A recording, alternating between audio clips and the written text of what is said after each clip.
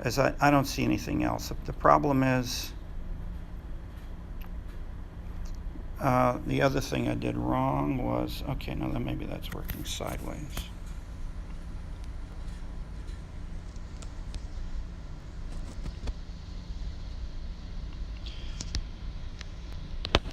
We can check if we look on YouTube now and see if that thing is streaming.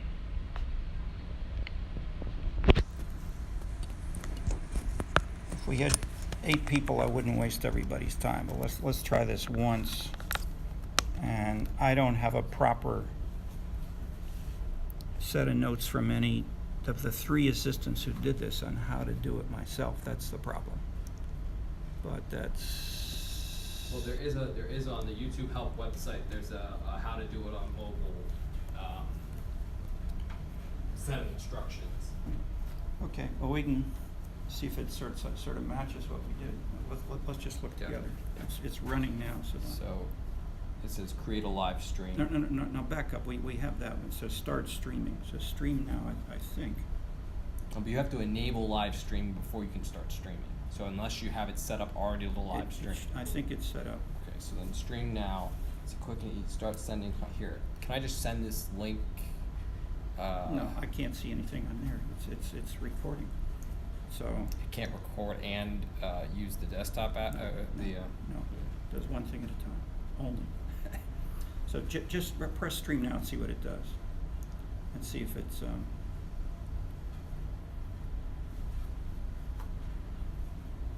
See, this is all set up. So we I mean, you can try that, but it's probably not going to work. I'm just trying to see if the pressing the button looks like what we did, but if you see any. Can you access this account from your? I don't have a computer, any other computer here. No, but you could probably access this web page from the internet, and it'll probably take you to the app. And let's quit this now. Fine. That is, either it's recording onto my machine here, or it's streaming, and we don't know. But we're going to waste. It's already 6:22. We're just going to waste the whole evening on this, and it's not worth it. That is. I can try to upload it. It just takes a long time. Okay. So what do we have? We can make this a shorter meeting if we can simplify. So sorry. One more thing for people. Well, Sarah's supposed to come. She's not here. There are people who might Skype in. I think I may get. I don't know if I may get a Skype alert. If I get a Skype alert, I will try to give you their address to contact, but the chances are we won't have a Skype alert, so we can skip it. Okay, so back to, then we should have a backup of an audio. You have an iPhone? I can do audio. Okay, if you can just do an audio iPhone backup, that'd be great. Yeah, okay. And I'll post it like I did last time. Perfect, yeah, that worked perfectly. Okay, Ben, you were leading off. Sure. So, couple of things that I've done this week. So I talked to Libby, who is the one who made the classifiers, and we had discussed on Sunday needing to acquire the manual for how they did that. She said she would find that and get back to me. She's in the middle of moving to Michigan, but I expect to get that within the next couple of days. Okay, good. There are 3 types of classifiers. One is naive Bayes. I don't remember the second one, and then the maximum entropy classifier. Each of these has its own set of mathematics that you have have to understand. Okay, you're now switching to the program. No, I'm still on the same classifier set. Okay. So there were you're 2. Not talking about her. No, I'm talking about her classifiers. These are the types that she used in her study. Only her classifiers? Yeah, I'm gonna get to the other ones in a minute. Okay. So I'm gonna do this set first. This is the behavioral classification. Let me stop a second. I think you said she used manual coding, didn't she? No, she used that for the training stage. Then you use that and you actually build the classifier. Okay. So all classify, not all of them, but like certain kinds of classification schemes may require a manual form of training to make the initial data set. That's what she did. Okay, great. So right. So what I am I'll do this. Now, just if you see an alert that someone's calling us on Skype, that's why I need to get there fast. If they do, we need to see, or if you can just look, Martha, and see who the name of the person is calling on Skype. Okay. If they do. Okay. Great. So we had talked about trying to be more methodical with regard to how we're using that information in the classifiers. I think that you commented on that. I think that was wise, because when I went and looked at the actual methodologies, it became clear that I should have listed in my paper the assumptions that each type of classifier makes. So for example, naive Bayes assumes that, for example, it has an independence assumption, which is partly why that classifier isn't very realistic. So what I'm doing right now is going through each type of classification method and writing it down, and then I'm going to take the theoretical review that I have and try to justify based upon that whether the assumptions for each classifier are valid in the context of the political science literature. Pardon me. Sorry, are you Sarah? Yes. Okay. Elizabeth.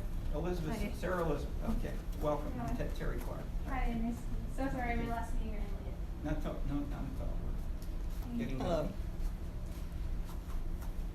ready. Yeah, Ben is talking about coding Hi. social media information. So And different we'll- methodology we've yeah. been pursuing. So at the moment, that's just sort of a read about the algorithms, write down and organize it into something succinct. But I'm doing that. That's one part of what I'm doing. That's to bolster that aspect of the research that we've done. In terms of the second set of stuff, there's this thing called the latent Dirichlet allocation probabilistic topic modeling algorithm, which has been commonly used in terms of when you want to create. Basically, what this algorithm does is it goes through. If you give it a set of documents, so let's suppose we had a bunch of books on a bookshelf, and we took the covers off the bookshelf. What this algorithm does is basically goes through all the books on the bookshelf, and then we'll be able to tell you what each book is about after it generates a set of topics. And so it generates the topics spontaneously and then categorizes each document into what it's likely about. So the analogy is that if we started off with just the books and had no knowledge about what was actually the title of the books, by the end of it we'd probably have some sense of what it was. And that's kind of what I envision the tweets doing, like in terms of like, you know, we go through this set of tweets and then we use this model to effectively what's the word I'm looking for? Identify the topics at hand. Now we had talked about doing sort of a top-down theory-based approach of specifying the topics beforehand. And what I'm trying to figure out is whether there's a way to modify that to do this, or whether this is actually more consistent with what we're looking for in terms of being objective. But the intermediary solution which I proposed is don't try to do just top-down.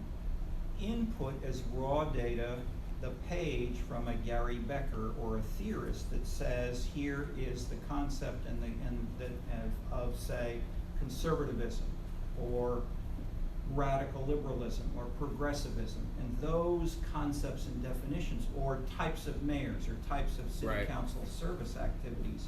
So if they'll say phoning, viewing clients, holding office hours, those Right. kinds of key words from a discussion from the Mayors in Action book, which I mean, Becker did not get to that level in your review. The Mayors in Action book did, and I'm trying to remember if there was another one that had types in the text. Think of any? The other sort of close was Elazar. So maybe using Elazar text would be a good idea. Yeah, so I can do that and mix and match and try different variations on it, but at the moment what I'm trying to do is just understand the algorithm. So there's sort of two different parts to it. There's one which is basically generating sort of the different probabilities for the topics, and then there's actually how you sample the documents, and these are two separate methodologies, and I need to understand. But you started talking top down, and this removes that because it's harder, and so instead of trying that path at all, it changes the ballpark. I think. If I don't quite hear you accepting or agreeing with that, then I don't know if we're communicating clearly. But as I said the same thing 3 days ago, and you omitted it. That's why I'm repeating myself from Wednesday. and from what I just. Well, I mean, the primary algorithm I've seen that is used in topic analysis is this. So I don't know what algorithm I would use necessarily. I guess I'm gonna have to look and see if I can find No, it. but you don't need to necessarily change the algorithm at all, is what I'm saying. The question is, what do you feed in? And so and my suggestion is, don't feed in the raw data of the tweets or the Facebook document.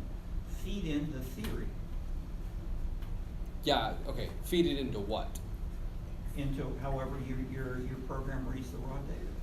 Right. So, but And then let the program define the categories from the theory. Say Elazar. Right. Elazar says there are 3 types, and here are examples of what you do in the 1 and the 2nd and the 3rd. Mhm. And then he discusses individualism, town meetings, citizen participation, Right. So he Correct. gives you lots of key words which will come right from his text, and those can be the categories. Yes. Instead of using students, as she did, to code them initially and to create the categories, Elazar's text could create the categories for us. Doesn't that seem simple? It does seem simple, but the algorithm can create categories by itself. Unlike what she did was it required manual. This requires no manual input, so it spontaneously can generate categories. But that should be fine if we Right. feed in. So, feed in but theory. actually coming up with the names, once you have the categories, you still have to name what they are theoretically, and that will be where what you're saying comes in, connecting it to the theory in the articles. The machine learning will generate categories it'll just tell you, here's a category, you'll have to look at it and then decide what it represents, But and that's we where. put in, but just go slowly, think of Elazar. Right. We have very small, like 3 pages. Say 1 page on the first type, 1 page on the second type, 1 page on the third type. We'll have examples and so forth, and wouldn't that, and then it won't tell us this is Daniel Elazar's theory, but we should be able to see clearly the 3 types if this thing is working. Doesn't that seem like a simple workaround? Yes, I think what you've given me is the theoretical thing we're going to need to be able to actually make use of this. So I still have to understand how to actually execute the data analysis, which is what I'm trying to learn. So Which is the step to do this, or yes, the next the step to actually do this. Okay. So I have to they make what is known as the bag of words assumption, which is that rather than treating a given document as instead of going through the whole text, it's basically you have a list of all the words in the document and then the number of occurrences for those words, and it analyzes a matrix with that in it. And that should work. And a topic is defined as a probability distribution of a set of words occurring. And so for example, That's clear. yeah, right. So I think what you've specified gives me the necessary idea in terms of actually making substantive use of the work that we're doing. I mean, one of the mistakes we noted from the winter work that I did was there's no theory.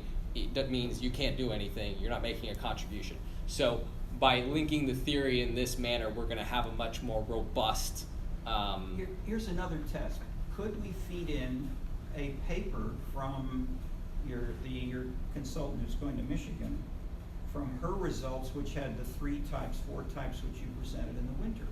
If we got her definition, their definition of their types, we ought to be able to reproduce their types by reading in as raw data their definition and discussion of the types.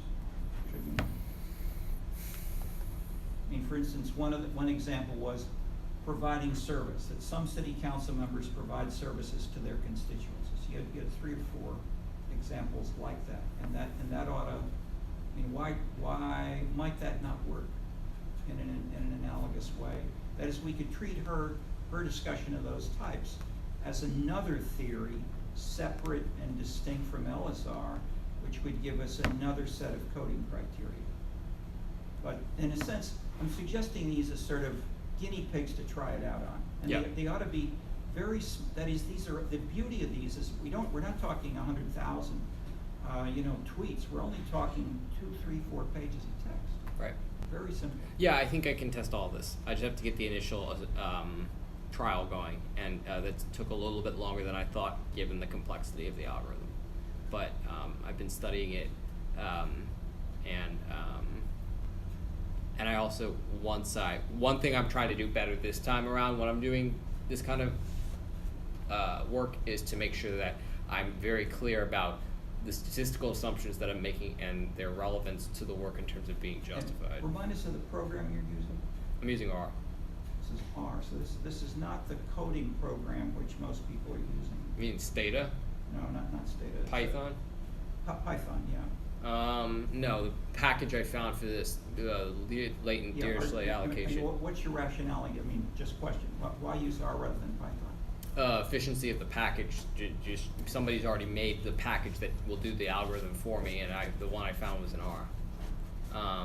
And I generally find data is easier to work with in R Stata because it permits data viewing directly. Python is more, it has its pros and cons. So one of the benefits of Python is that it can be easily integrated into like applied settings if you're building an application, but it's not as good for data viewing, and for our purposes, I think R and Stata are more superior for research work. Okay. Give it a try, but just make a note of that and remember that an alternative would be to try Python. As 90% of the stuff I've read by people working in this field uses Python. That's true, although, yeah, I mean, I can see if there's a latent Dirichlet allocation algorithm in Python. I didn't check. When I found it in R, I just was like, oh, I'll use it. At this stage, that's a good point, a good thing to sort of compare the two. That is, what algorithms am I getting or am I not getting if I use R or Python? That it's at this stage. This is where these are major decisions which may transform everything down the line. So, I mean, it's good we're discussing this more explicitly now than we did in the winter and the spring. So then, on that note, then let's have a more thorough conversation about that. So I did all the tweak downloading I did in Python, because R is not set up to do that really. Okay. So there were certain shortcuts I had to take in order to use the classifiers that I did in R in terms of cleaning it up, and I need to sort of clean up that code. But overall, most of that work was done in Python, but the actual analyses that I did on the data were done in R. No, fine. So I didn't use Stata unless it was necessary. When you say data then I'm with you completely. I mean, so we're differentiating between the two programs. So you might then, if you're thinking of doing this tomorrow, use Python for inputting the data essentially. Correct. Well, if I have anytime you have to get data off of the web, Python is the is the language to use.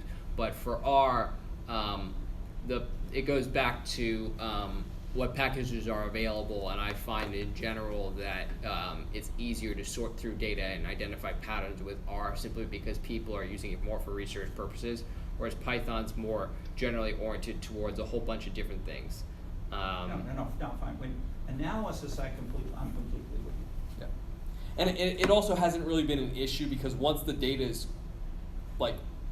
once we have data, you can flip it back and forth between either language as you see fit. But the key thing we're talking about now is creating the categories. Right. And yeah. those you see within them, and then R is huge. So you're talking about what module within R are you talking about? There's a guy who wrote a package that does it. It's called the LDA package, and it does. But I bet R is so big. I bet there's more than one guy who's written one package that will do something like this.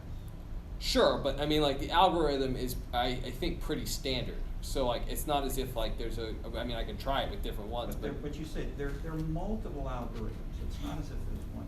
Okay, what I'm asking you at this point is to think about options before you rush down the path. Okay.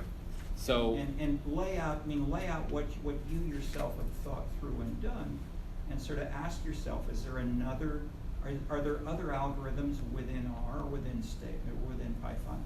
And not to say that one is right or wrong, but they'll each have differences, and we're making choices now by choosing the one or the other. And if we just make those more explicit, then for you and for this purpose now, one thing may be fine, but it may be better for something else later in the summer, or in a year from now.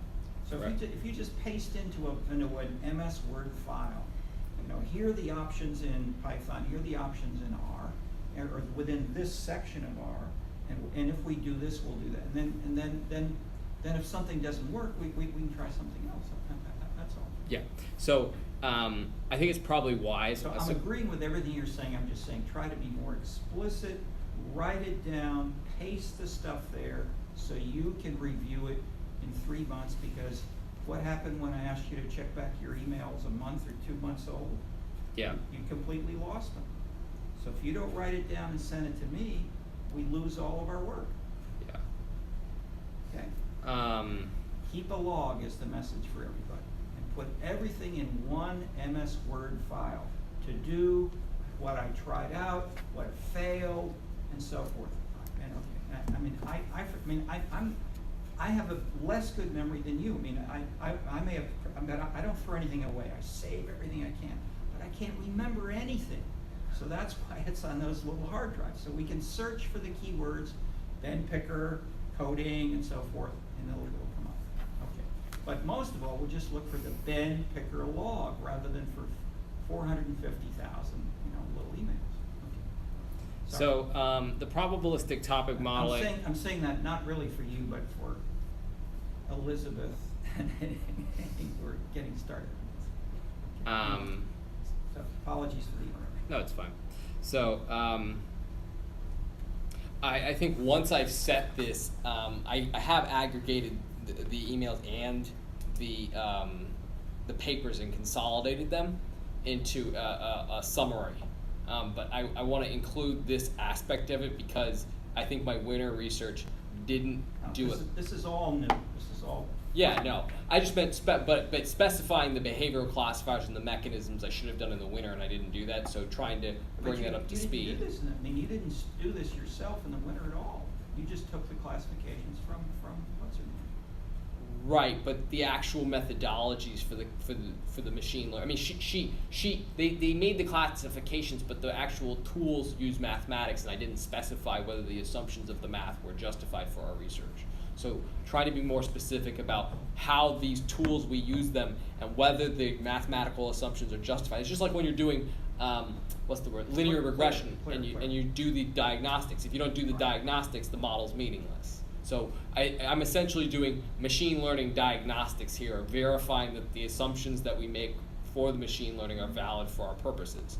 And that's the only thing I want to be more methodical about going forward, is just to be more thorough as users of statistical tools.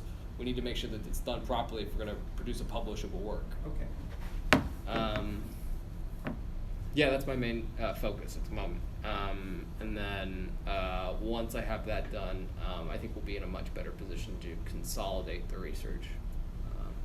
Now that we've got, I also made, I think it was 10 testable propositions. I think I made in the spring in the document that I made, and I have the email with the follow-up comments that you made. I want to also look this week and see. Okay. How about your response? Just procedurally. Could you please respond to my comments? Sure, let me pull it up. Or have you done so? No, I haven't, but that's part of why. But you can't, let's go around the room, but I sent maybe 5 to 10 pages of comments, and you're basically saying you're ignoring them in what you're doing now. And one of the most important was read Elazar, and you didn't read Elazar until last week. You read it during the session. Correct. And Elazar has the best classification for us to use for this purpose that we've come up thus far, along with the Mayors in Action book from the Harvard guys. I think that's my memory. Do you think of any other classification that's close in your review? No, I think those are going to be sufficient. I mean, for the keyword analysis, but I'm talking about what we're actually trying to use the keyword analysis and these the behavioral analysis for is the next step beyond that. I'm thinking. But that's in the theory. So that's what. In part. So Elazar is going to say there are 3 types. If we get 3 types, we can then match up and if I we see. can match up individual city council members with the three types and say, okay, here I in see. Bloomington, Illinois, we've got a traditional city council. And in Bloomington, it will be more individualistic and moralistic. And we get to Southern Illinois, and it should be traditionalistic. I didn't get what you were saying. Now I understand why we're having a communication deficit. Okay. Okay, I understand much better what you're talking about. So I'm trying to essentially use this analysis to be able to link and work with these theories raw data and then with the show big in the raw data Yeah. the manifestations of the theories in the Twitter research that we're doing. Yes. Okay.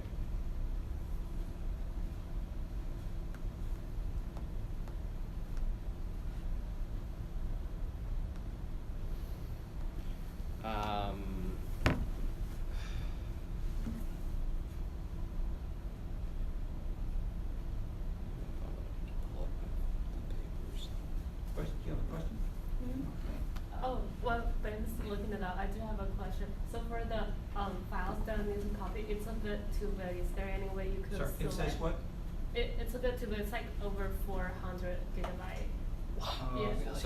Yeah, okay. I don't think my computer will finish No, until that- tomorrow. No, something's wrong. It shouldn't be 400. Okay. Yeah, could you So please this- like select the relevant Yeah, files? so I need to look at it more closely and drop something. Yes. So my apologies. You don't need to kill it and just open another window that shows the.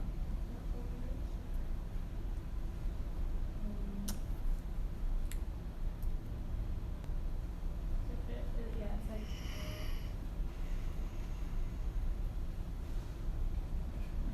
Scenes, arts and participation.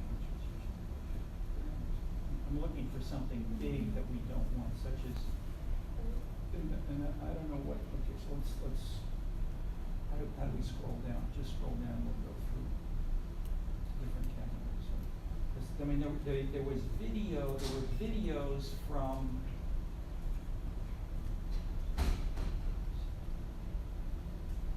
okay, that you can kill. this one. No, one up, yeah, there. No, yes, no. Although that's not gonna be huge. But okay, Newgar videos, so there we go. Partial, those not on, or maybe, can we open that easily? Oh, yes.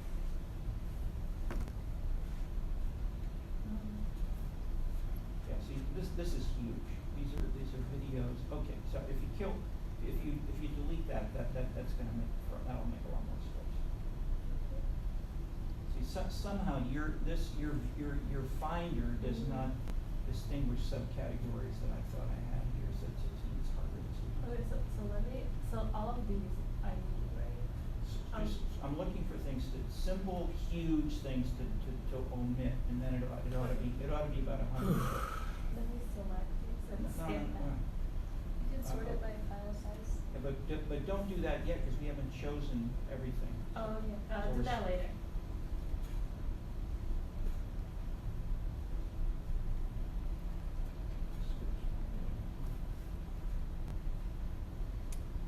Sort that.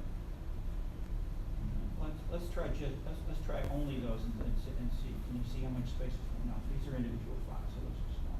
Okay. So Try skipping this. yeah, try skipping those two folders. The video and this one arts. Yes, Okay. I'll Okay. try to. good. And then break in and tell me immediately how many gigs Okay. remain after, and if it's, 150, that's good enough. Okay, sorry, Ben. That's fine. So, so I'd like to clarify what our objectives are now that I understand what you were talking about, and compare what I did in the spring and just discuss what Joining what you did in the spring and the winter, basically. Pardon me? But we're trying to join your Yeah, spring yeah. and winter. And so I just want to clarify Sorry. so I understand the idea that we can go through these tweets and do this topic analysis and look at and compare the different theories you mentioned and use that to see how well they match and also provide theoretical background. But so in the winter or in the spring I came up with a set of propositions that should be testable. I think you were the person who suggested doing that. And so one of them was, for example, successful politicians will provide only information praising themselves and their associates. So is this the kind of thing that we want to try to test, or are you would you prefer me going in a direction of trying to sort of take someone like Elazar's theories and then show how it manifests in the tweet data and the similarities and differences? Yeah, I can't remember your proposition. So I have them in front of me. That's what I found. Just read off your proposition. So hypothesis 1 was successful politicians will. You read that. Yeah. Okay. Hypothesis 2 was successful politicians will tweet a balanced mixture of positive and negative sentiments. They will not be skewed to one extreme. Hypothesis 3, if resources permit, successful politicians will delegate routine tasks to their staff members to tweet. His or her tweeting pattern should differ in word usage significantly from those by the staff. Hypothesis 4, successful politicians will highlight their accomplishments on Twitter. Hypothesis 5, successful politicians will mention positive changes to the community, positive recent events, and other local positive news that voters who are familiar with to create a sense of connection and remind voters of good changes that are happening. So hypothesis 6, the more personally a politician treats his social media account, the more likely he is to respond to users on the platform. Hypothesis 7 was politicians... Sorry, just on that one. The more likely is to respond to users on the... Yeah, to like on the what? On the platform, meaning on Twitter or on Facebook. If he's using So it like he reply by... right, if somebody comments, he's likely to say something back. So for example, some of these athletes, That's clear. they use their accounts and often reply to comments. I don't know why, but they do it. That's clear. So hypothesis 7 was politicians will tweet more content consistent with particular donor positions in proportion to the financial donations received from those political pressure groups. Hypothesis 8, politicians will tweet about will tweet more about reasons besides rational choice theory, especially favoring ones that bias voters towards their cause. I think you have to read the text to get the context for that one. Hypothesis 9 was politicians will rarely request action on Twitter. When they do, the action will be either a request to check out a link or a general service announcement / reminder. For example, don't play with fireworks on July 4th. And then hypothesis 10 was a politician's prominence is inversely related to his responsiveness on social media. Yeah, I'd say all of these are good, reasonable summaries of the literature that you read. But you read, to simplify, 2 types of literature, and this is what I go on with in my comments afterward. Most of what you read and most of what's in the propositions is very abstract. We don't have any measures we don't have measures of, if we had measures, say, of contributions, but we don't know who's contributing to all these individual council members in the 3 cities.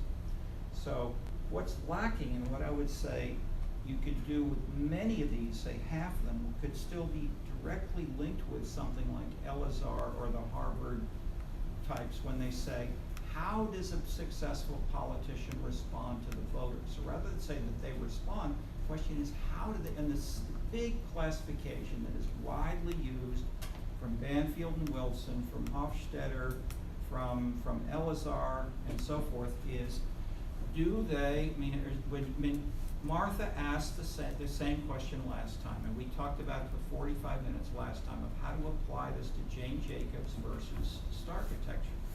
And then at the end she said, what's your personal quick assessment of people working for Jane's Walk if they're paid or not?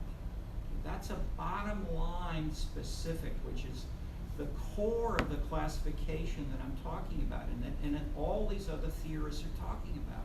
And you're omitting it in all those propositions. That is, are people motivated by a specific material self-interest, being paid and getting, say, I know a city government to come and mow the lawn in front of their house? That's a material service to one person and not to another person. And that's one type of service, which is traditional Chicago Irish clientelism. The other is what they did with Martin Luther King in Mississippi, which is to say we want equality, justice, and freedom, and we are marching in the streets for these, and we appeal to Americans to support us. Zero short-term material interest. Okay, these are fundamental differences between American politicians. And you have them at every level, from Jane's Walk to the U.S. Congress and the presidency. And people are now attacking Trump and his family for acting in the first way. They're acting in terms of material self-interest. His son is not to be trusted talking to the Russians because his son can be advancing his business interests rather than advancing the causes of the U.S. foreign policy. Is that not clear?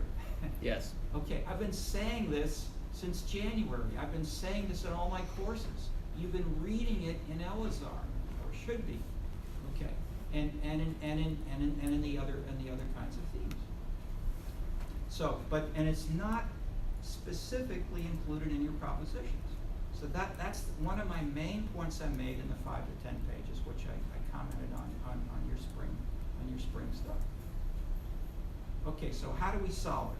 We can use, that is not abandoning those propositions, which are fine and linking to that, but that is your literature, you had maybe 10 papers. They're good papers by smart people, but 8 out of the 10 were, and most of what's in the propositions is very abstract, such as illustrated, say, by rational choice versus something else. I'm just trying to say, both of these things, taking money or advancing justice, can both be framed in terms of rational choice or something else. You can call these ideology, you can call it political culture, you can call them self-interest. My self-interest, if I believe in justice, is to advance justice. My self-interest, if I believe in being rich, or is to have more money. Both of those are self-interest, but they're two. It's calling them self-interest doesn't tell you anything. The question is, what type of self-interest? And that's what's lacking in the proposition. And so the answer is add. One answer. I'm simplifying a little. One answer is just add the 3 types to your propositions, and you're there. So I'm not disagreeing with anything you've said or done. You mean from but Elazar? I'm trying to add. You could also.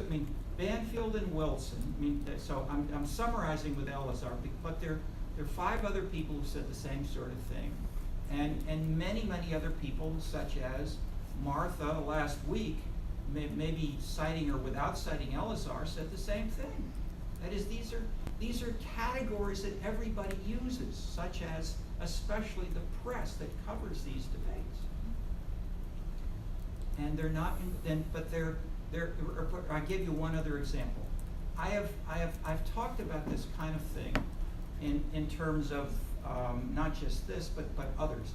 I meet with mayors. I meet with city council members in city council meetings. I went to, that I don't know. I went to one in Colorado, and we had a meeting on the top of a mountain in a ski resort, and they had the whole city council there, and I said, could you so I gave them a PowerPoint, and I showed them these kinds of types. I said, could you classify your members of the city council in terms of these 3 types, or is this too abstract and academic? I said, no, this is obvious. This is what we fight over. We're divided over exactly this. So I'm citing that as a simple replication test. This is empirically valid. It's used. It's common parlance in American city politics, national, state, and local. Do you need to, isn't it clear in terms of the Trump supporter, that is the people who, in terms of Trump and the criticism of Trump's family, just to use a clear, visible example. If you try to say, what are the criteria that are being used to support or to criticize taking or having a material self-interest which is in potential conflict with general American policy, isn't that a pretty clear example which you can see could be repeated in 100, 1,000 city councils across the U.S.? You're hesitating. I'm thinking. Okay. That's fine. Take a minute. Thank you. Is this clear to the two of you? That is, we're not talking to one person. That is, we talked for 45 minutes revising another paper using LSR. We used these same ideas last week. But if everybody doesn't, that is, if I'm talking about something for 20, 30 minutes, it's not because it's only for Ben, it's because it's of general use, including Martha. And Martha, we're dialoguing with Martha all the time. She doesn't always talk, but I can tell from how she smiles and what she sends afterward that it worked or it didn't. And she finds new useful things, which extends, revises, critiques, elaborates what we're doing. So your preferred name is not Sarah but Elizabeth. Yes. Okay, Elizabeth. Any comments on what you've heard thus far? Well, I haven't read Elzar, so I'm not sure. No, for sure. But you've heard what I said about Trump versus the critique of Trump. Right. Going off of the first archetype, I think it is On the first what? The first first hypothesis. It seems like something that is replicable across different communities, especially in like the United States. Thoughts? I was still working on the file. I think Did you hear any of this discussion of Elazar? Partially, not really. Okay. My simple point is, you're here, that is your task. I asked if you could work on last week. We had about 4 things. Yes. One was, please write up what you have learned in these Wednesday sessions. Yes. And I'm still waiting. Okay?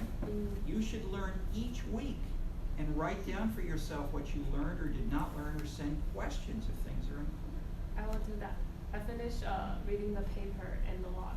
Haven't got to the meeting part. But the point of the log about, okay, did you find the discussion of what to put in your log? Yes, I find. What did it say the first thing is to do? The first thing is read Singscape, and then. No. The first thing is to create a to-do list. Here are the 4 things that I will do in my own words, and write out what you are going to do. So before you start reading something else, say, I'm going to have 4 things, and I don't want to get too far diverted into 1 and 2 and 3 and reading this before I do something else. And maybe, okay, so write down what you will do. It's a to-do list. Send it to me, because half the time in the last 2 weeks, people get it wrong, or they have problems with it. Yeah, I see what you're saying. I actually, I did that. I misunderstood your question. I sent it like 15 minutes before the meeting about the to-do list for tasks that I need to do recently. I'm misunderstanding. You're saying you have sent it, or you will send it? I have sent it to Okay, including did the it to-do list. include what we discussed last week? Yes, there are specifically 4 tasks you mentioned in the meeting, and I have included them. Okay, I apologize. See how good my memory is? Okay. So I remember there was something there, but I can't remember. Okay, so if they're all there, then great. But so then I guess the question is, which of these to do first? And that is to think about priorities and ask yourself, what should I be doing, and how can I get some feedback? But I would say you should send a log, especially you, because you've not been sending me your log for months. Oh, I only heard of the log 3 weeks ago. Okay, but so what I'm saying is, this is for everybody. Use your log, write it down, send it to me, and try to get feedback. But ideally, if we have questions such as, I don't know what I should do first, or I don't, please help a little bit. And you did that on some things. You had some specific questions, and I replied, I believe, to your specific question. Okay. I will do So that. I'm trying to have more exchange. Do you think it would be a good way if I write a log in a way that that I organize my thought, but like for the question part that I'm not sure about, I need your thoughts or I'd advice say on, I look wrote it. at the logs by other people and try to follow what they've done. If I didn't mention it before, you're now copying look at the logs of Mary. Mary is closer to some of the things you're doing. Mhm. That is, I suggested before Jonathan. So Jonathan is good because it's on China. Right. But his log is very hard to read and to understand. You're absolutely right about Okay, that. so read Mary's log because it's much clearer and easier to understand what she's doing. Okay. Mary, and her last name is Vantush.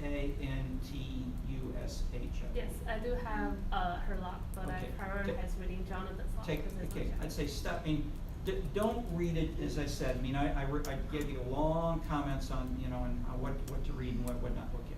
Try to read more on Mary's, and use Jonathan's only for reference. Don't read it as if you look at it as an example of a log, it shows you mostly what not to do. That is, it is hard for any new person to understand it. So never do what he did, okay? So if you use it, say, okay, well, what it's positive for are the sources, the ideas, the discussions with Professor Chen, Chen Bo, and so forth. So he's got, and then at the end I said, Jonathan, nobody can understand this. So he then rewrote. Summary. He then wrote, yeah, did you find that, the sort of a 20-page summary? And that was clear, crystal clear. It was beautifully written. So he can write clear, explicit, neat English when he wants to. But he doesn't, so he said, basically he's writing to himself. And there was his rough notes, but he can also write clearly, and he's a very smart guy, and he did it. So did you find that section? I think maybe. I have gone through the whole log and find that section. And then my thoughts on Wait, and find. You said yes or no, you found or not? yes. Okay, you The found, summary part. so you found a section which summarizes it, which is clearly written, and that part you could understand? It was more like you suggested me to like go through it quickly, so I directly just kind of went through his data and everything and jumped to the summary, read that, didn't understand Okay. it. So Can I you went back. stop. Can you please send me that summary so I know if we're on the same page or not? Yes, sure, I'll do that. Should I copy the summary? Yeah, or just say, here is Jonathan's log, which you sent me, Mhm. and the summary, which I think is what we're talking about, Mhm. is, and then say it's from pages this to that, and then paste that only into the email, okay? Sure, I will That'll do fit. that. The whole thing is too big for an attachment, I'm afraid, maybe, Sure, I will but, do that. okay, that's great. Okay. Okay, back to Ben. Okay. So I'd say having reviewed both the email you sent me post the paper, the about it the spring paper, and now hearing what you're saying now, I'd say I'm confused as to what the research question we want to answer is and what is an example of a proposition that we would like to test. And I think if I had an example of each of those, when I was doing for example, when I gave my presentation in the spring, we discussed LSR in class, but there was no specific mention of the fact that the research I was doing had a gap in it. So the fact that we think that we need to incorporate LSR is fine, and I'm happy. I'm working to do that. But the question I'm raising is that I think without honing those two things, both the research question and what an example testable proposition is, we're not going to necessarily be on the same page. And so I'd like to do that now, so that way in the I next agree. week we can be on top of this in a way that we both feel we're in sync. Great, 100% agree. Okay, why don't we try to take one or two of your propositions, Okay. and let's see if we can add some LSR, maybe around the middle or further down. Sure, let me pull up let me give you a couple of options. How about this one? Successful city politicians will mention positive changes to the community, positive recent events, and other positive news that voters are familiar with to create a sense of connection. Okay, stop, that's perfect. Okay, the question is, what is positive? Right.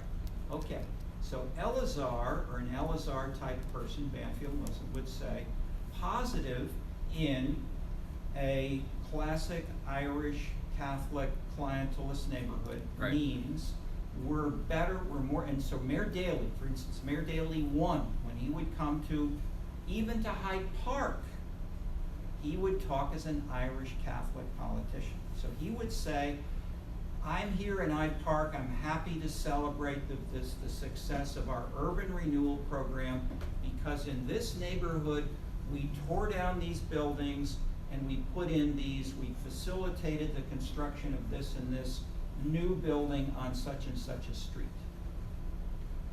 Okay, that is illustrating materialistic, specific incentives and payoffs to constituents who want and think in terms of those alone. Yeah, okay, I see. So the mistake of Mayor Daley was either that was listening to his Irish Catholic Democratic Party organizers who talked only in those terms, and not paying attention to the fact that Hyde Park through the whole 20th century has voted against that style of politics. That is, Hyde Park is reform, abstract, equality, justice, freedom, and so forth. Most Hyde Parkers, let me qualify, because let's say most University of Chicago students and faculty and hangers-on and civic leaders and so forth don't want material payoffs. However, roughly more than 50% of Hyde Park residents are African Americans, and so they don't fit as well, and they are divided. I mean, there's some of them, and the one crude classification of the African Americans is simply between the Protestants and the Catholics. The Catholic African Americans have gone to, like Jackie Grimshaw, they go to Marquette University, they go to Notre Dame, they go to Georgetown, and they have done politics with the Irish Catholics in much of, say, the last third of the 20th century with the Irish, and they talk in terms of material payoffs. The majority of African Americans are not Catholics. They have ministers, and you can have some of each for sure. Let's say, if we stay with Martin Luther King and his speeches, they tended to be much more clearly and systematically moralistic. Correct. And of saying we're marching for justice, we're marching to improve the equality of everyone. And Obama picked this up. Obama's speeches were minimally, we're gonna give you a material reward just on your street. Obama's style generally is much more New England moralistic. Okay, so to take your specific proposition, what's the number of it? That was, I think, number 5. Okay, so if we take number 5, the key word is, was it success or successful? Positive changes to the community, positive recent events, and positive news. Okay, so positive. The question then is, What is positive? Correct. And so Elazar gives you 3 answers. And implicit in that is that there is no such thing as positive in abstract terms. There are 3 different ways to define positive, and positive in one is negative in the other. That's the point. So I now see what you mean about my propositions being too abstract. So if I were going to take Elazar's framework and say, okay, let's suppose we have 3 definitions of positive, then what I want to look at and I want to see is are the communities that Elazar describes will view a particular kind of positive. Do they match the properties in terms of what they're tweeting about and also the demographics of those areas? Okay. Exactly. And so if I can prove that through the topic analysis and the keyword analysis is that we see this, we have both a substantiated literature that backing up what we're saying, as well as statistical evidence that there's manifestations of this on Twitter. And because we've been robust in the type of methodology we're using statistically, that'll validate our results. Okay. And most importantly, yes. And we will have a map of the whole U.S., pre-test Chicago, New York, and L.A. Yeah. And ideally, if we can get a map of the whole U.S., we'll be able to match up that map with Twitter data or with Facebook data. Yeah. And these procedures, which will be a new way of operationalizing Elazar. And then if we had data for each zip code within each of the cities, because Yeah. the city council member and mayor data are for a Right. city. Right. We're going down to the zip codes and streets. If we could get these data for individual Facebook users by zip code or by street, we can then compare the whole city council and the mayor with each different zip code With samples that we've taken with from. subsamples, and so we can say how responsive to the constituents are the different city councils in general, or an individual city council member one at a time. Yes, that would be doable. And that, I'd have to and figure that- out. I'd have to look and see what. I mean, like something I can do is I can look and see what kind of sampling has been done on public Twitter account. I mean, public. And that, You know. and that's later. I mean, so if for now we work on the data you have, say for New York, Chicago, and LA. And I mean, I'm agreeing with almost everything you've said. I'm adding one small piece, which is how to redefine positive in operational terms. Yeah. That you can use with your data. Because if you put in the keyword positive, you're going to get such vague garbage that I won't say vague, you'll get it won't be able to categorize the data. Well, it's not a thing. In terms It's of specific actions of city council members Correct. that they can distinguish in their terms. Right. Okay, it's much clearer what I need to do. Makes sense. Is this clear to you two as well? Yeah. I just learned about an art tool. It's like looking at like the map tools and like looking at census tracts and putting information from there into like shape files. Interesting. So what's the And, name of it? Use GG tool to map tools. There's a like whole list of them. Can you my name's Ben Picker. Can you friend me on Facebook and send me the information about that? Yeah. You're not, sir. Maybe you're not yet on our mailing list for the weekly announcement. So okay, so sorry. So There's Facebook- also that's like okay. 70 Facebook is names fine. on there. Yeah.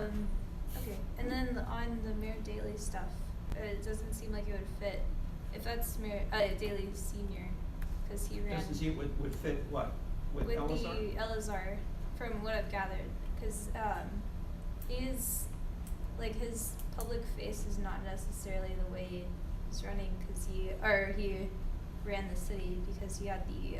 But I'm just the referring to voting the machine. public face of the speech he gave when he was rerunning for election in Hyde Park. So he was telling the Hyde Parkers, here's what I've done, which is in your self-interest. But he misunderstood the concept of their self-interest is the point of the story. Okay. He was imposing his definition of self-interest from Bridgeport, Irish Catholic, on Hyde Parkers who did not mostly subscribe to that definition of self-interest. That's why I used the example.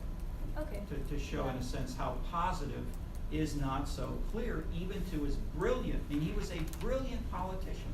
Many groups of mayors would repeatedly choose him as the most brilliant mayor in the United States. So, And his son. Okay, go ahead.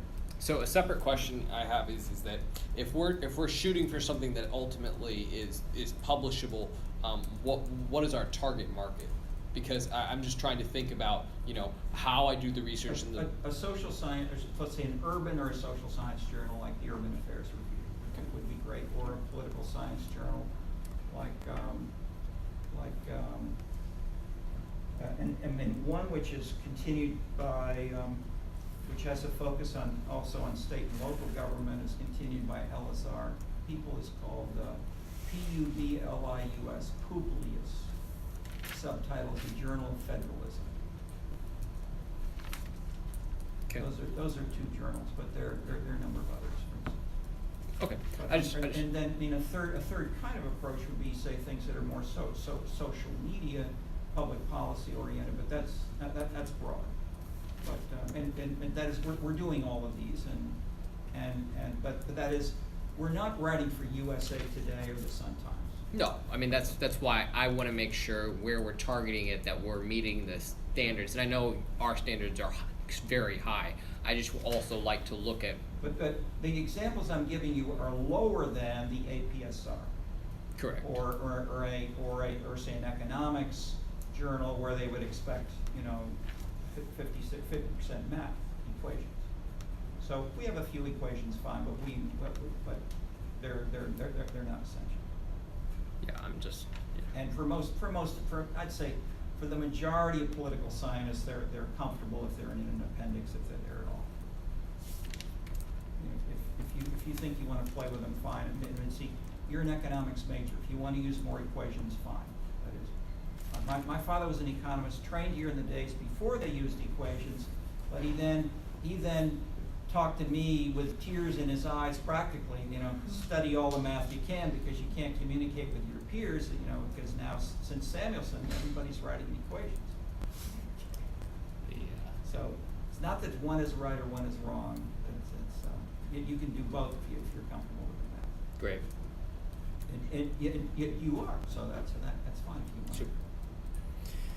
Can I interrupt briefly? So for And you're a math major, so go ahead. okay. So for the file, I found a couple of you that's like about 100. Could you take a look and see if I need to copy them or not? Thank you. Yeah, do you know the total size? That was my crude, simple question. What's the total size when you do? I click on all the file folders, saw the total size. see how There's much one called experience. amendment. No. Don't, not one at a time. What's the total? Yeah, I can see you work for MSNBC, CNN. like- Omitting those two folders. Omitting those who Yeah. still need around My next 250, 300 gigabytes. Okay, so it's still good. So Yeah. In my you're There looking for things to delete. After your ArcGIS a career. few things So I have at least I two can more actually careers. see if I need What, copy these. what's this one? Don't copy? Or Yeah, it's called don't copy. Could I show you the one Okay, by now one? there we go. I mean, if it's called don't copy, then that's a clue. Okay, so the first one is Oh, amend. really? Yeah, okay, so don't, omit that, and then that knocks out 107 gigabytes. Right. So that's why I labeled it that. Okay, sorry, Okay. I'm sorry, I missed that. Okay, Okay. so then you're now down to 150 gig, I think. What about this one? It's called amenities inside No, the I'd file. say- Fortunately, no, I let's had probably two keep 1 them. terabyte hard drive, portable hard Okay, drives, then and so there's when one I had to called copy anything New from this, Suburbs I put it for, on there. But you don't have a size. And you don't have it with It's you? about 10 No. gigabytes. 'Cause Then yeah, include that. it's a long That's story. updated. New Suburbs, So if 2015. you just drop don't copy in here, then you should be okay. Okay. So three folders only is what. Okay. Yeah, if you could please, if you could put those on a sticky or something and paste it on there, then we'll remember this 2 weeks from now when someone else does the same thing. All right. Okay? Great. Um, Okay, sorry, Matt. so, quick question. So, does Catherine currently have a research objective? Or, I mean, because if she's a math major, she could help me sort through some of the algorithms. Because, like, the ones that we're trying to put together. Catherine? Yeah. Who's Catherine? My English. Oh, okay, oh, your vocabulary English name, okay, sorry. Summarized. She still does not have a clear, specific issue to work on. So what I I'm would say suggesting if she is, can work in given that part with she you, likes yes. probability theory, and these are all probabilistic mechanisms, Oh, for sure. that would be a useful area of collaboration in terms of being more efficient at Anybody have aggregating the information. Some clean paper? Are you interested in that?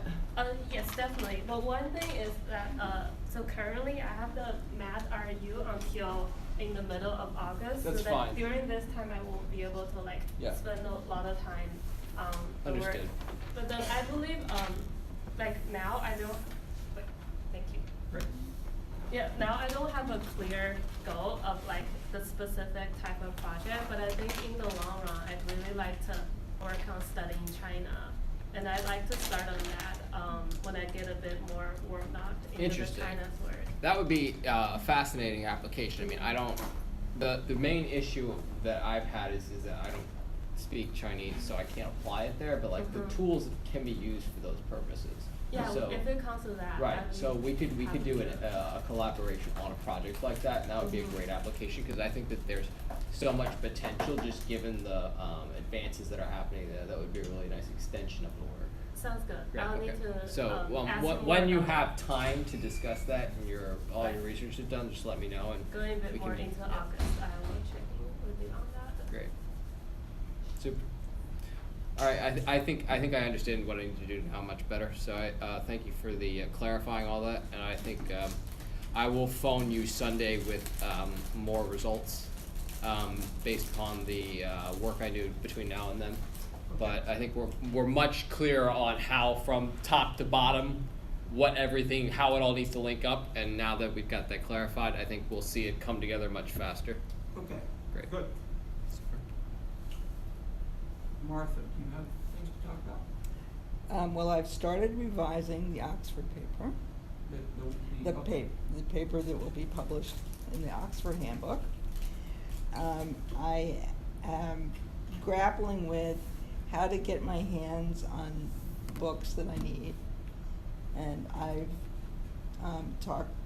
waiting for a response back from the School of the Art Institute as to whether or not I can have library privileges.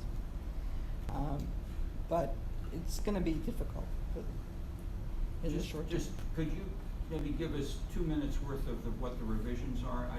I guess I didn't look closely. Well, Professor Clark and Dan Silver and I have been working on a paper for the last 6 months or so to be published in the Oxford Handbook of Heritage, Theory, and Method. And it was titled Heritage in the Scenescape. So it's a melding of the Scenescapes work that this team has been working on and my perspectives on urban design, historic preservation, urban planning, and the envelope that those provide for urban activities. And Professor Clark and I were not very satisfied with the paper that was submitted for publication. It was basically written by committee. And I know you do that all the time. But I had a point of view that didn't really come out clearly in that paper. And I think it's deserving of another paper, if not a full-length book. And so I've started by going back and picking apart what I felt didn't get addressed in the original paper and kind of adding things as I go along, thinking through what I want to keep doing. But I know that I have lots of research to do and lots of things to catch up on, like reading Elazar. Although Elazar is a little bit out of my field, but it would be good to know about. Yeah, what we're talking about here is, he wrote 50 books, but what we often use in class is about a 20-page paper, which you can read as in no time. Okay. Well, in any event, there's lots of things that I could read that need to be read. But there's also the question for me of access to the things that need to Okay, be read. stop. Am I missing something?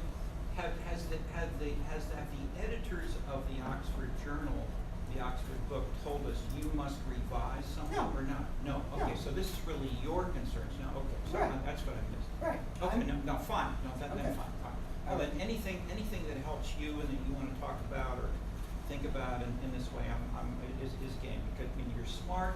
You know a lot of stuff that Dan and I and others, nobody else does. And you've got fresh insights, and it helps. It helped me genuinely. We have nice complementarities that are great. So okay, so I'm now completely on board. So how can we help things? Go ahead. Well, to progress, I need access to library materials. Okay, I've tried to reply to that about 6 times. I know you have. And are none of my alternatives things that you want to consider? Well, I've gone back to the School of the Art Institute, and I've asked the department chairman for access for library privileges, since I'm not on contract now and don't expect to be. And Okay, but while you're waiting for those, Right. what about the other 2, 3, 4 things that I suggested? well, mostly you suggested that I could pay a fee to the University of Chicago. Yeah, you keep saying, can I get access to UC? And I said, the answer's clear, sure. If you want to pay enough, fine. But it's more money than most people. We have visitors here all the time. They come from Japan, from Europe, and they don't want to pay all the money to get the privileges. Right. Okay, so therefore I gave you, and the same problem comes up every time there's a visitor. So therefore I tried. I can't remember what they all are, but I sent you 3 or 4 alternatives. I'll go back and look again, because so far I haven't found it. One was, for instance, how about UIC? Oh, is that your point? Oh, yes, you did send me a list of other schools that you don't see. UIC, or Chicago Public Library. Yes. And I used to use a ton of stuff at UIC. I used to use their computer practically for free. They had fantastic mainframe computers. And I mean, I did all my data analysis at UIC for years because the University of Chicago was charging commercial rates to the faculty. It was bank robbery, you know. So that I'd get a bill for $8,000 from the USC to run some simple things. I'd run it at maybe it was not free, but maybe $150. Well, I have not tried UIC. I have a friend who's a professor there. Like, we'll talk to her about that. My son will be going to U of I in the fall. I can try to use his access. Sure. It's a public university and it's here to help the citizens. The USC is not. Yeah, I get that. Okay. So I have to work on those things. I have ordered some books through the And I have walked into, and Mitch may be able to update us. I've walked into, I think it was DePaul in the library on the north side, just on the other side. I said, "Can I come in?" They said, "Yeah, sure." They let anybody come in and use their stacks. It's a big university library. It's a beautiful library. I agree. It's a beautiful building, a beautiful setting. Is that? Have you worked there? I have not been to the Paul Library. Okay, but I'm saying there are I have. workarounds. Don't waste your time fighting the USC and fighting the Art Yeah. Institute if they give you a hard time. Use a workaround. Okay. And all of these are reasonable work. But the other one that I humorously told you, I had especially one guy from Italy who came here and would spend 2 months in the summer, and he would go right to East Lansing, Michigan, because all the books were in the library.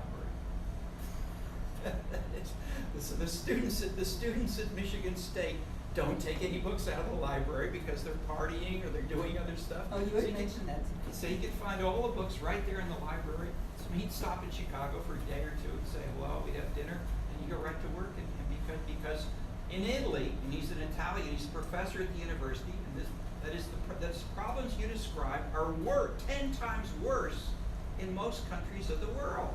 We are spoiled in America by our libraries. I know. Okay. I agree. So I'm used to working both in European contexts where it's murder and in places where we're spoiled. So let yourself be spoiled and try DePaul, try the Chicago Public Library. Most of these things are also online. So you can you can connect. Maybe you can even connect to Michigan State and download a file of a full book from Michigan State. And maybe you could pay, I don't know if you got where you have a connection, but or if you got a son who's going to Urbana, try the Urbana Library right now. I'll try that. What books do you need? Yeah, could we pull them for you? Or? Oh, I'd love that. I can send you a list of 20 books. I don't have the list with me right now, but that'd be fabulous. But for example, I was just as a test the other day, I was trying to get a paper of Douglas Noonan's from a journal, and I don't remember what journal it was. And I was on some what seemed to be. Go through the U of I, and that should happen like that. All right, if you get fine. the right connection set. Right. Well, you so get I books couldn't get and his paper. journals, so like all these electronic journals are like Okay. that if you get the right connection. Okay, thank you.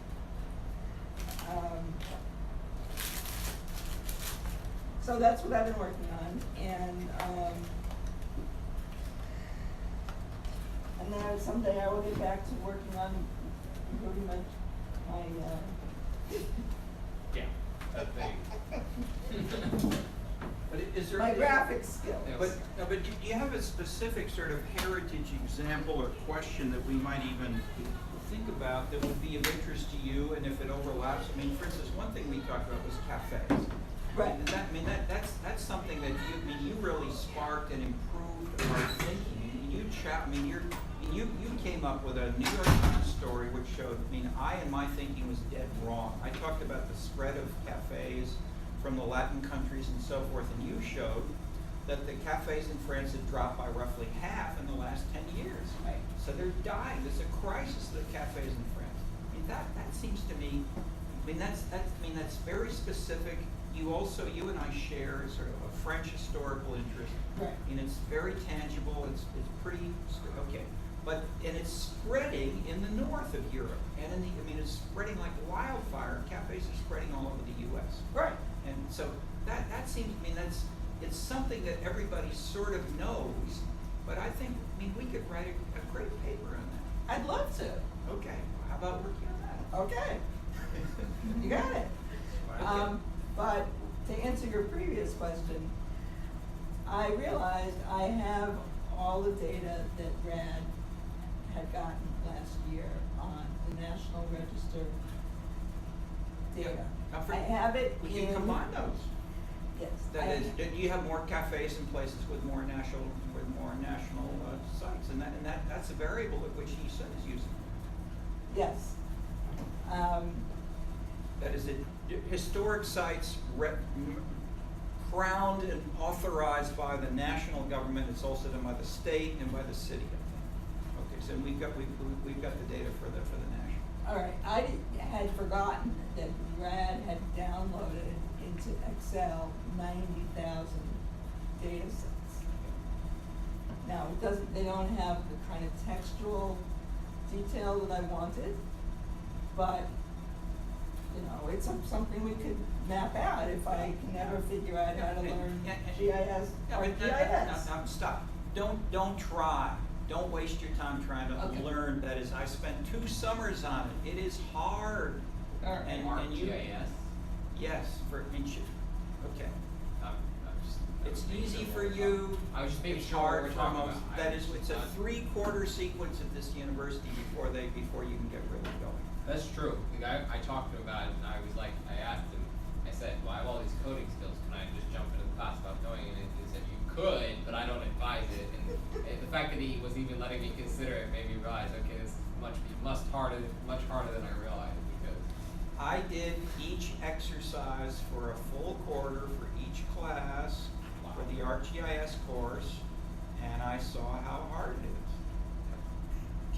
So my bottom line is you need someone who's good to get your data set up and working, and then tweaking. Running a little procedure is nothing. It's easy as pie. So I can do that. But getting the file set up, merged, cleaned, et cetera, is a whole lot of work. And if you can do it outside ArcGIS, fine. But within ArcGIS, it's murder. Yes. And so I don't want to go on too much, but I would say for someone like Martha, the way to do it is to come to our scenes meeting and write by committee, engage someone or just whatever, Right. someone who knows that part, and don't Okay. that's it. Hopefully we'll find someone the next semester. And back up, we have got already merged from the James Murdoch file, and just to remind you, Yeah. we've got cafes. We've got the numbers of cafes in every commune in France. I think we got it in France. Japan, U.S., Canada, and maybe China. Yeah, As of what date? 4 or 5 years ago. Okay. And we have a table with those results at the national level, so it's basically showing that, and then that is we have a simple summary table. And I've started a little bit of writing on this, but in just starting it, I would love to work on this more. Okay. And I know I'm not going to be able to do so for the 2 things where I can use it now, but it's definitely worth it. It's a hot topic. Yeah. And it's a general popular interest, and we have the data and the concepts to join the 2 nicely, and these are accessible ideas, And if we add to that what you came up with, it's the precipitously declining in France. Why is it declining so much in France? And what does that tell us more generally about lifestyle, social media? I mean, how people are, that is how the French are changing in ways that have I mean, it's a great litmus test kind of thing. It touches on lots of things in a nice way. Okay. And it can be done. It also could be done ethnographically. I mean, I wrote initially the first paper on cafes with an Italian group. They want to do ethnographic studies in 4 or 5 major cities in Italy. And so we could do that as well. Is that available for me to read? The published paper, what I wrote is part of the proposal, was my contribution to the Italian proposal, which I'm pretty sure I sent to you. It's a published paper in an Italian journal. If you look at my papers on academia.edu, it's listed there as cafes. It's called something like, I've forgotten what the name is. It's in English. It's in English, yes. Okay. All right. And I've been revising more. I've got more for the book called Latin Scenes. Okay. And so I've got maybe 20, 30 pages more in rough draft Okay. on cafes, sort of building on that. Okay. Good. Okay, this is Thanks. exciting. Yeah. That sort of, I mean, we've been talking close to this, but we haven't really talked about, elaborating and because that in a sense that sounds great. Good. Yeah, anything else you think of that you've either read or thought about, or that anybody else have suggestions of how to study the culture, the context, the content of what people do and talk about in cafes, how that in turn may lead them to decline? That is, if we think of, say, sociability and aesthetics as one theme, that you talk to other people in cafes, or work as a second. And so if you're doing work, it's legitimate to be writing or emailing or whatever in the cafe. And many Americans in Starbucks do that. The French 5 or 10 years ago, 20 years ago would say, don't do that. Right. So that's one simple way to classify the degree to which people are either socializing, talking to people in the cafe, or looking at the passersby and trying to code the aesthetics. I mean, when I was a student in Paris, people would say, oh, she's, her high heels are too low. This is. I mean, so they talk about people walking by in the street and so forth in aesthetic terms. They weren't doing their homework or whatever within those discussions, and there was an interchange among the people in the cafe. Here's a question. Yeah. The growth of Starbucks and its competitors in the United States, I would think would be driven by the state of the economy and by people who are looking for work. Can you study that? The state of the economy doesn't differentiate between Northern and Southern Europe. The Northern Europeans had a much better state of the economy 50, 100 years ago. They didn't have any cafes, so it's the opposite of the prediction. Well, I'm specifically thinking about the United States. Okay, but within the United States, if you're in, I guess that is, back up. Maybe this is too far afield. Yeah, go ahead. What if you looked at like the decline, like the leisure class in France, who's looking at cafe as a function as a social a meeting space instead of function as a workspace as it typically is in the U.S. And look at the leisure class in France and how say a decline in the leisure class would lead to a decline in cafes and see if they're correlated. Okay, good point. That is, corollary of that point is, has there been a decline in the French economy which has led to the decline in cafes? Well, I think in France, because I know that there is, let's say, a hierarchy of types of cafes, right? There are working class cafes, there are middle class cafes, there are tourist cafes, right?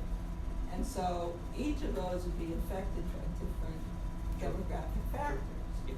So, okay, with the decline of the working class in France, would there be a decline in the number of places where you stand up and you have red wine for breakfast? Maybe so, yeah. But, and it's an interesting question, but I was actually thinking in terms of Starbucks, because I think in Starbucks and places like that in the United States, there's an awful lot of networking that goes on in the pursuit of the gig economy. Yes, Or the next gig, period. Okay, I mean, you're answering in much more subtle, interesting terms, and I agree with everything that you're answering.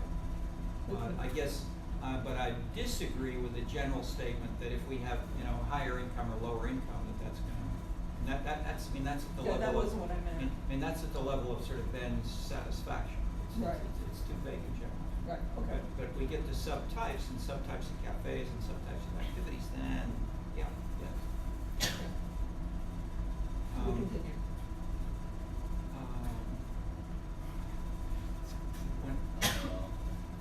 What? Elizabeth, this is something you've mentioned, you're mentioning. You have it, that is, you also have access to the USC library.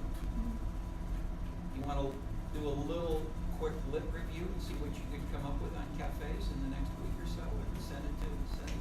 And if you even manage to download a couple of journal articles, you could forward them to both of us. Yeah, that'd be lovely. Then she doesn't have the problem for one more week. How's that? During this week when she's solving her problem, you can help her help her get going. How's that? That would be great. I'll give you my card. That is it makes sense. That is, we're at an early stage. I've done a little bit of a review, and we have a guy named Ian Nutting, IANNUTTING, and he did a little bit of a review of literature on cafes historically and cross-nationally and so forth. So we've got some stuff on this generally, but I bet there's more current, recent work if we think, especially the kinds of questions we're talking about, especially say the decline in France now. I mean, there's got to be. Do you read any French? Yes. Okay, great. I mean, so do we. So if you can there may be a French literature on this, but if it's happening in France, it probably is happening in Italy and Spain and other places in Southern Europe, and that makes it more powerful if we can see that this is not just one country. But I've read nobody talking about this in sort of social science terms, or even beyond the New York. I mean, the New York Times had the New York Times had no analysis. The New York Times had a quote from a cafe owner or an observer within France, not any kind of bigger analysis of the knowledge economy or the decline of blue collar workers. I mean, or other things. That is in part because so I won't work too much. So that is, there ought to be there should be some serious work on this. I would say by social scientists or policy analysts or people who are thinking about it. And cafes the tourist industry is the largest industry in I think in Italy and Spain and Greece, more than anything else. This is big business. So where and how this works is critical to those, and it's critical in certain areas of the U.S. as well. But we don't have the articulated traditions of talking about this in ways that they do what they do in those countries. Okay, so in Italy especially, so I would say maybe there's some French sociologists have had often more research and data collected on things like this than do the Americans. Because leisure, entertainment, aesthetics, lifestyle, tourism have been central topics of now let's say central. They've been one accepted legitimate topic of social science research in France for, let's say, at least since World War II. and it's been funded heavily by CNRS and others in ways that it's almost totally lacking in the U.S. So you Centre get National de Recherche. Centre National de la Recherche Scientifique, CNRS, it's a research center.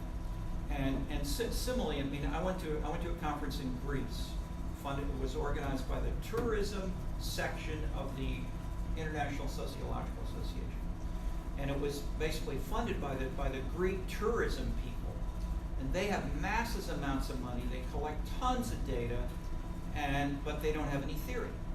And so they how does tourism work? Why and how? How should we? And so they brought in a bunch of tourism and data analysts and theorists and so forth to try to talk about how things. But then these kinds of issues have been serious big business in these countries for a long time, and we've got serious collaborators in Spain and France, and we know some of the sources. But so I'd say look especially for France, because we can read the language more easily. They've probably done more work, but certainly start in English. And if we can see things on this, which we're just talking a little bit about. I mean, I can't believe that there are not people who are working on this and so on. Would Like, Steve Sawyer know anything about this? Or collected data? maybe. I mean, when we talked about it,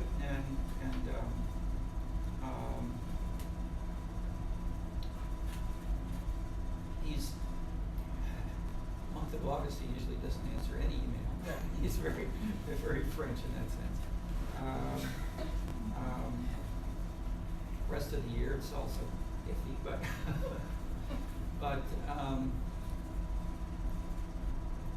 we'll see. Good.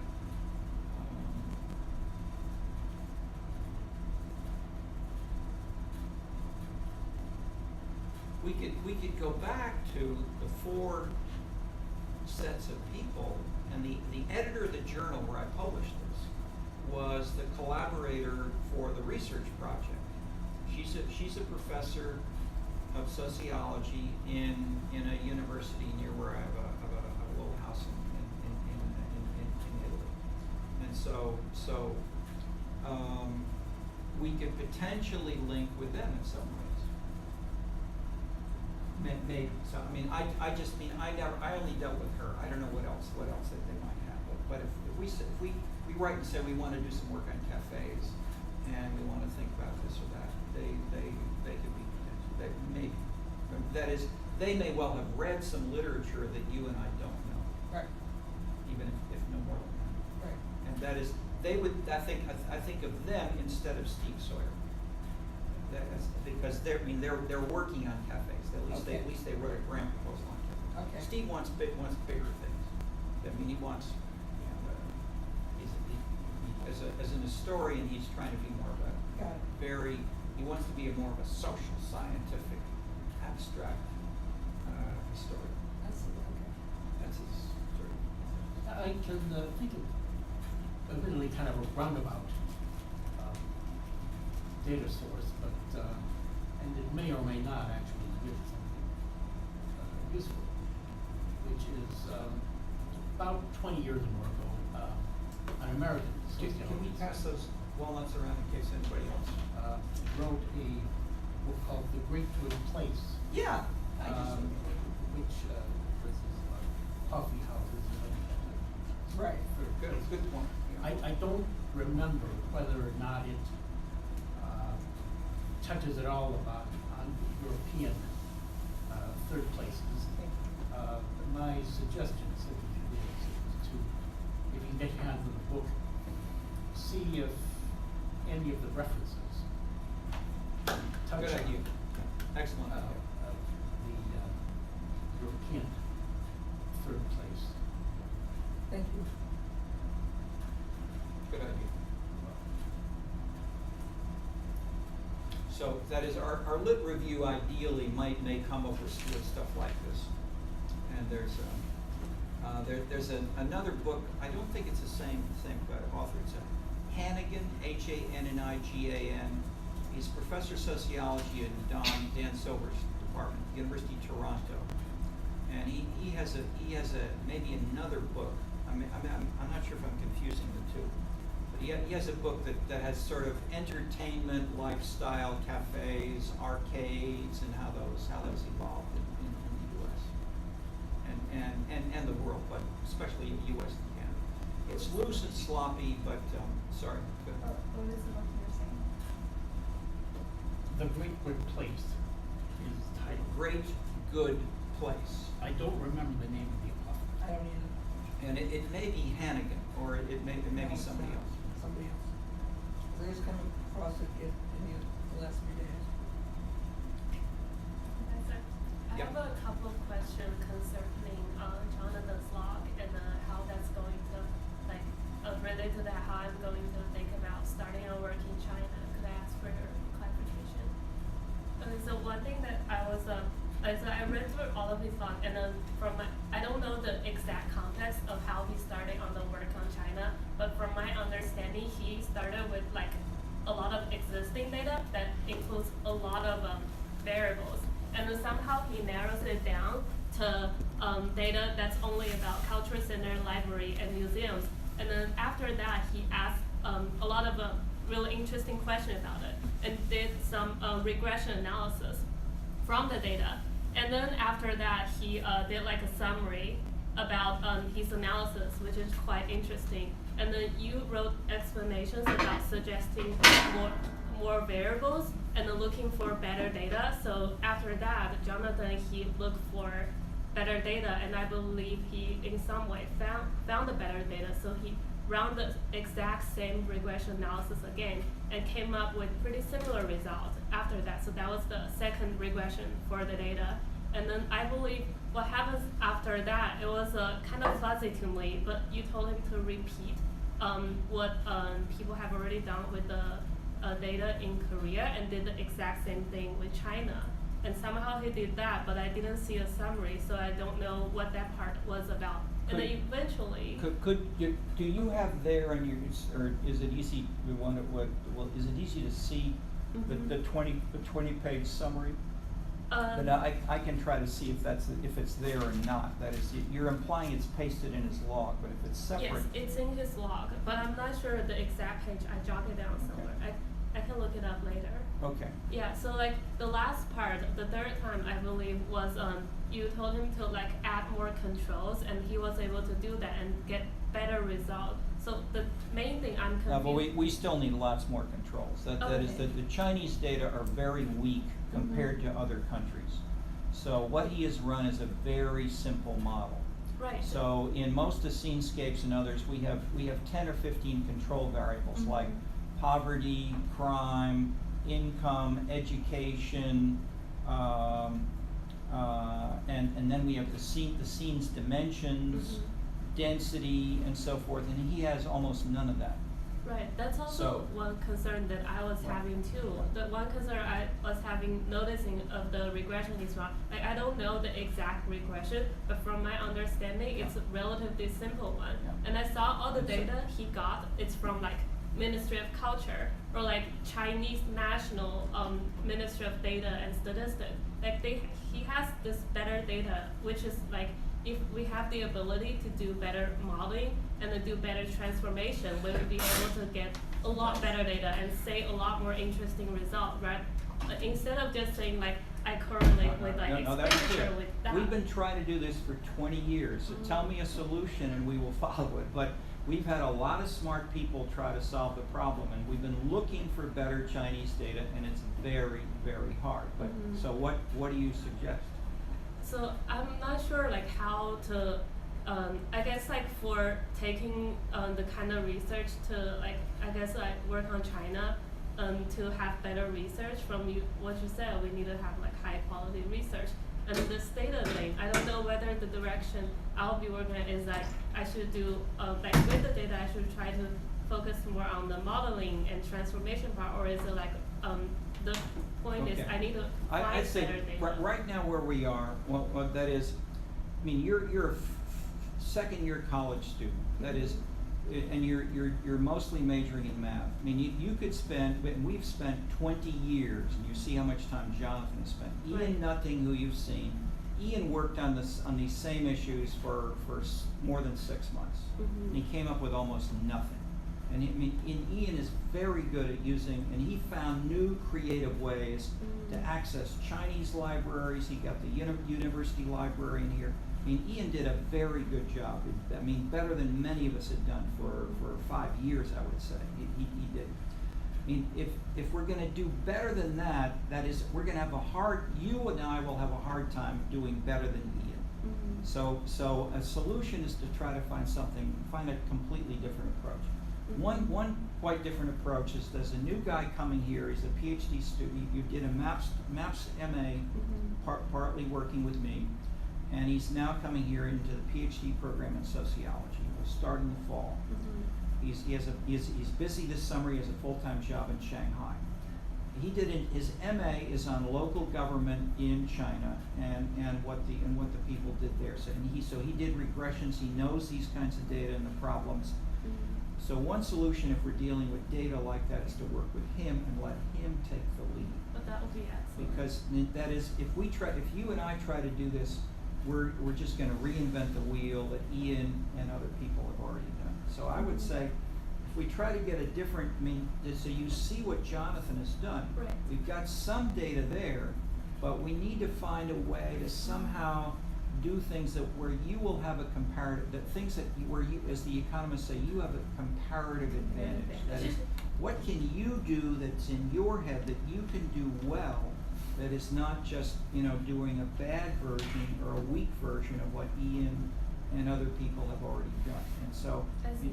So that it's choosing the right strategic research site is more than half of the creative process in general, and specifically for each of us, but for you right now.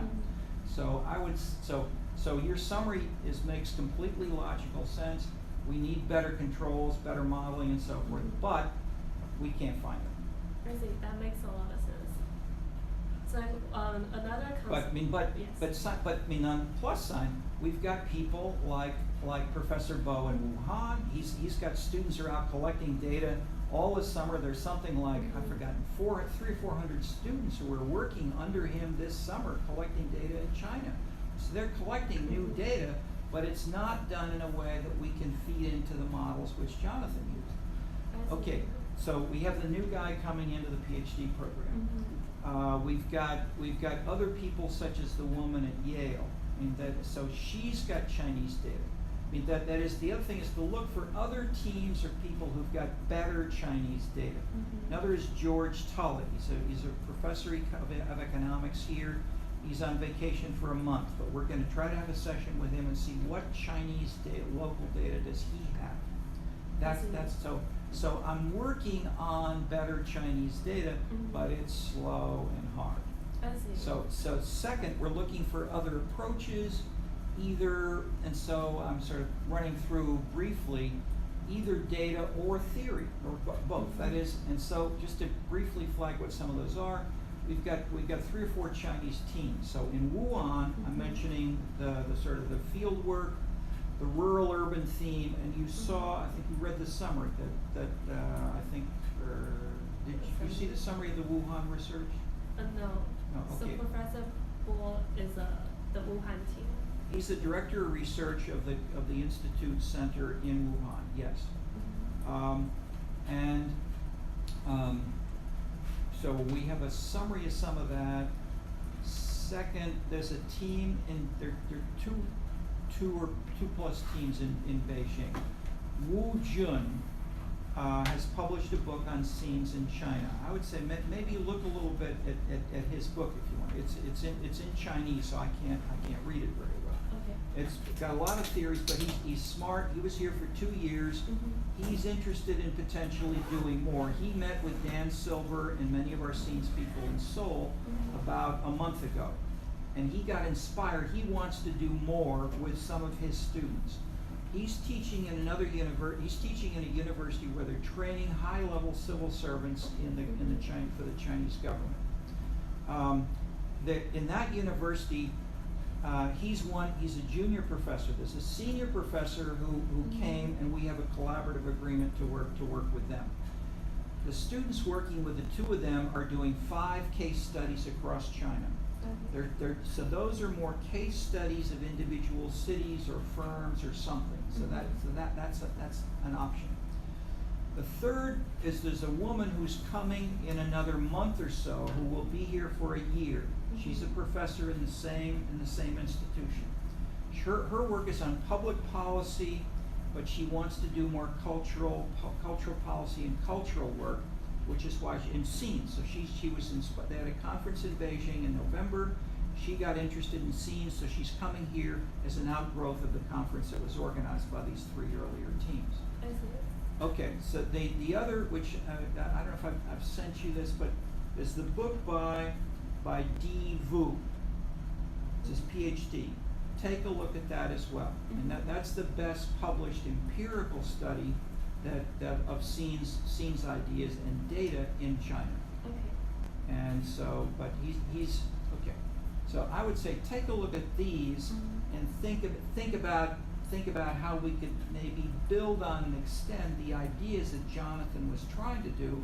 But there are many different ways that we could potentially work creatively on China, where you could add something in a distinctive way that would make your professors in math say, all right, this is powerful stuff, as well as everybody else. That makes a lot of sense.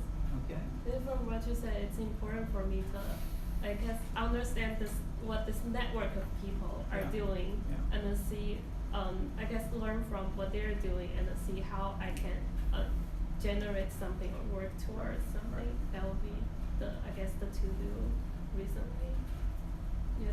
One thing I was confused about reading Jonathan's talk was like I saw him repeating regression and then generating interesting results for the question he asked, but I didn't quite understand what's like the bigger picture for him working on this for the whole year. And then eventually he has like some discussion, but is there like a paper he wrote, or is it like a? The main thing I'm told you is what I'm trying to make sure that you've read it. But we should end as Ben and our second recording is about to end there. Yeah, I have to go to another thing, and so I don't want to cut the recording off before the meeting is. Yeah, I'd say that's fine. Sure. Let it go now, and knowing that yours is off, probably we should stop the other, and we can, if there's something else, I can use audio, whatever, from this. Okay, and can we? Thanks for your help. Thanks, everyone. Good job, all.